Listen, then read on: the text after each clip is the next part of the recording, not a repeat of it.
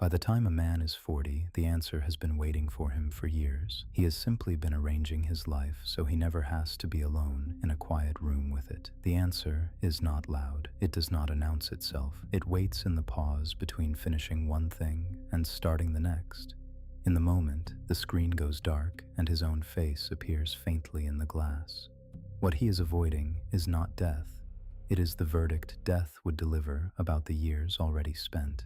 There is a particular fear that has no name in ordinary language, not the fear of dying, which is sharp and animal and passes. This one is slower.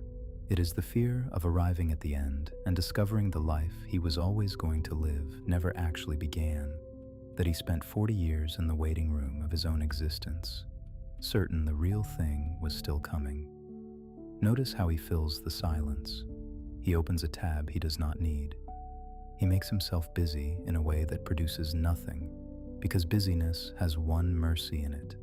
A busy man cannot hear the question. You know the move.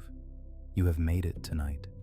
The small reach for distraction, the instant a thought began to turn towards something you would rather not finish. Seneca saw the structure of this clearly. The only true scarcity is time, and most men guard their money like misers while spending their days as though the supply were endless.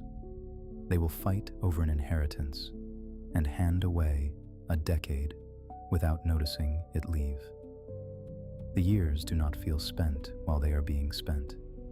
That is the trick of it. A wasted Tuesday feels identical to a meaningful one from the inside. The cost is invisible until it is total. You tell yourself this season does not count, that you are gathering yourself, that the version of you who lives deliberately starts soon. You have been saying soon for longer than you admit. And here is what the fear gets wrong about itself.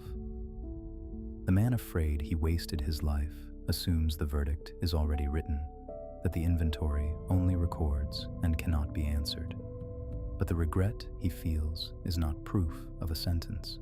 It is proof he is still the one holding the pen. A finished life does not ache. The ache is the part of him that has not yet agreed to surrender.